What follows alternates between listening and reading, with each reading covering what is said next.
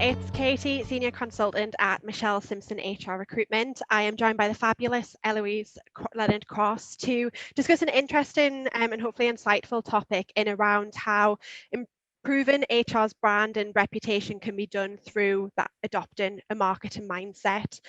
So I guess, Elouise, before we dive in a bit deeper, if you wouldn't mind introducing yourself and I guess sharing a bit of context in terms of what you mean by a marketing mindset. Yeah, of course. Thanks, Katie.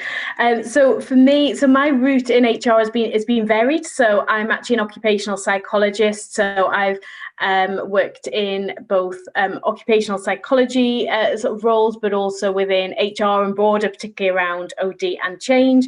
And then over a number of years as well, more in communications as well. So internal communications and also some of the other areas. And what's been really interesting for me is always looking at different professions and how we kind of work together and how we take things from, how different parts of the organization work. I think for me, the critical thing, so asking around what do I mean by the marketing mindset? I think for me, fundamentally, something's not working in our profession. And, you may have heard me talk before about, if you put into Google HR is space and kind of what comes up, that isn't great from our sort of our brand and how we're perceived. And actually, there's a lot of stuff in the media that really reinforces that. So for me, rather than trying to change people's views, actually you look within first and start to say, well, what actually needs to change and how we do things and how we've maybe been left behind as well as a profession. So for me, the marketing mindset is about acknowledging that and saying, well, actually, how do we move towards more of a mindset that takes our colleagues from being people who are sort of passive or required recipients of our goods and service, as HR maybe has historically done and felt like it's in a more powerful position, to thinking about actually they are consumers who can choose to take our service or not and choose to take a different kind of service elsewhere. But ultimately, I think some of the challenge of the profession are we're just not human enough and not thinking about those. So that's kind of how I came to this, thinking around this area. No, it was really insightful. And I think that topic that you'd mentioned before, the Google and the HR is, I think you did a great comparison with the finance is and the distinction between the two directorates. It was a bit eye-opening, I guess, Mm-hmm. and totally understand that kind of way of approach. So I guess, why do you feel that organizations would benefit from HR adopting this way of thinking, that sort of move from employee to consumer? Yeah, okay, that's a good point. I think for me, first of all, start with the evidence that something's not working. And I think, when you look at something's not working, your mind immediately gets creative. You think, well, what needs to change? How do we fix that? Perry Timms talks really passionately about all the great stuff that HR do, but it's still not landing. It's not landing right, and it's not perceived in the right way. And multiple, there's quite a few articles that are quite interesting to read on where it feels it's gone wrong for our profession, or or what is it we're sort of stuck with that we are. But some of the things that really stuck with me that I guess sort of reinforce the difference is around challenges saying that HR are cave dwellers. They train once in their career and then they stay in HR. Now, no wow. profession wants to have that levied at them. I think I read the term HR lifers. So that people work in HR and stay in HR, they don't understand the business and they don't, they're not part of it enough. And I think taking some of that, actually going towards marketing where actually it's continually focused and built around the consumer. So rather than what we do, it's continually because they're much more outcomes focused. One of the most critical texts, I guess, for me that's really been informing my thinking, particularly over the last 12 to 18 months, has been the Frederick Laloux book, Reinventing Organizations. Yeah. And in that, there's discussion around actually teal organizations and what we're moving towards, but much more autonomous organizations, far less hierarchy and structure, and actually ones where people go because they want to contribute to the work that's being done. Okay. I think that aligns quite closely to things we're hearing in, newer generations coming to the workplace, how they want to work. And we can see, that kind of balance. You're not going in for a full life career. You're going because that works for you at that time. Yeah. So I think for me, that bit about which touches on quite nicely in this work is people don't want to go somewhere to be managed anymore. They want to go somewhere because they either, they want to do the work or they want to make the contribution or the difference. So, and I'm not saying everyone, but for most people, we're seeing much more of a shift towards that. Okay. And thinking about marketing and thinking about our colleagues, our employees, our workforce, whatever you refer to them as, but thinking of them more as consumers shifts that sort of, they choose to be there or they choose not to be there. We all know people can go and pick other jobs. I know yourselves, there's loads of jobs at the moment in our profession. It's actually quite a booming time for our profession, and other professions are seeing the same, so people can choose to be elsewhere. And I think specifically the things in marketing that I think really could work for us are around, actually the people working in that area tend to have a more fluid mindset. They are looking at the outcome and the consumer and thinking of lots of different ways that it can be achieved, but they're continually thinking of what they need to land rather than how they need to do it. So the how's more fluid, the what needs to be achieved is what sort of step. And one of the ultimate things is that they do, which I think is far better than our profession does, it's always about the data, the insight, the metrics, and always starts with that. So I think that those for me were the things that I could sort of see looking at our profession, and marketing, I think can actually complement.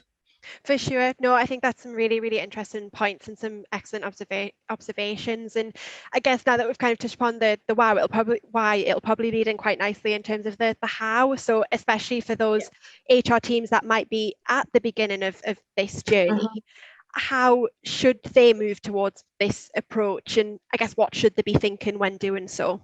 Yeah, absolutely. And I think the first thing is, do you want to change?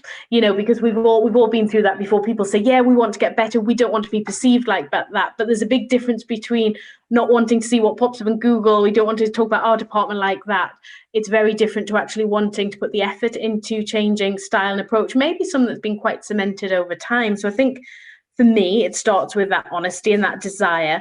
And then one of the tools that we do use, but I think marketing use a lot more, is the SWOT tool. So looking at strengths, weaknesses, opportunities, threats, but being quite honest about our start point. So I'd say always start there, with radical candor, total honesty, explore the SWOT, and really, bring the questions.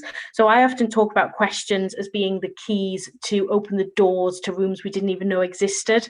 And I think that's absolutely critical, that when you start on this stuff, ask yourself the things about how we perceived, how are things landing, are we really successful, have we really achieved and contributed in this organization? Or are we kind of fooling ourselves? Are we just sort of good enough? So I think start with that. I think for me, one of the other useful things you could do as a start point is, obviously we have the CIPD profession map, which has evolved over time and is great. But I'd suggest looking at the CIM, so the Chartered Institute of Marketing. Have a look at their professional marketing competencies. It's a wheel. It's very similar, but actually there's some stuff that's quite markedly different on there that I think can be quite complementary. So they talk a lot more about insights. We're seeing that much more in our profession, insights-based HR, but they've got that absolutely at the core, and they talk about monitoring. They talk more about measures and understanding the experience at every point. And I think some of those things could almost become part of where we start looking at it. Yeah. I think one of the other lovely things that teams looking at this could do is really think about what their brand model is. So there's some great visuals and great tools around helping you develop a brand model, but even turning marketing on yourself as a start point. Just think of us as an HR profession in this organization. What is our brand? What are we here to do? When someone says HR or people or whatever you're called, what do they think and how do they feel? And start with that. But I think one of the most fundamental things, when we look at successful brand models, they've got to feel trusted by those who are interacting with them. And there's some research by a couple of people called Kramer and Messick, and they talk about, actually we can start by building shallow trust, and that involves being, you've got to trust others to be trusted, and sometimes HR is challenged around that. But they talk about making sure when you're trying to build that, it's small, productive, impactful behaviours that show that you trust others. And I think we could really benefit from starting with that, demonstrating that we actually trust our colleagues to start to build that more consumer relationship. Excellent. So it's kind of moving out of that HR bubble, isn't it? And I think it was interesting what you said about that candor, because sometimes it might not necessarily be exactly what you want to be perceived as or what you want to see, but that's the starting point to move forwards and really get into this. Excellent. Yeah. So I guess to sum up then, Elouise, what would you share in terms of your top tips, I guess, as organisations are embarking in this type of change? Yeah, sure. So I think for me, start simple, something like a SWOT. We're probably all familiar with it. We've all done it at some point, but actually turning it on ourselves is quite a nice, easy way of start point. It gives us some structure, but be totally honest when doing that. Even if we don't really like it, be totally honest. Consider your own brand model. I would really reinforce that. Think about it. If it's not something you're already doing, I think every department, every organization, when they're serving a lot of colleagues, they should always be able to explain that and understand why someone internally would want to buy our services and listen to our advice because of how we position. I think for me, it's having a look at, sort of think about some of those marketing competencies I referred to. How can you gently start to bring them into your own tools and approaches that you already use? This isn't about throwing everything out and totally starting again. This is about taking a different mindset approach to what we're doing. And I also think, this sounds very simple, but have you got a good, strong relationship with your communications department? Who looks after marketing? Who looks after comms? Learn from them. There's that bit about we should, particularly corporate professionals who, sort of work in other professional support type functions, we should all be learning from one another's professions because we're all just sort of following different routes but serving the same customers. So I would say start there. Some cross mentoring or even just a great conversation to start sharing could be a great way of getting this work started. Fabulous. No, I think there's some excellent top tips, and everyone's definitely really enjoyed the insight and the conversation, and I'm sure there'll be some good thought-provoking comments once people see this as well. So thanks so much, Elouise. That's been really, really great. Thanks for sharing. Thanks, Katie.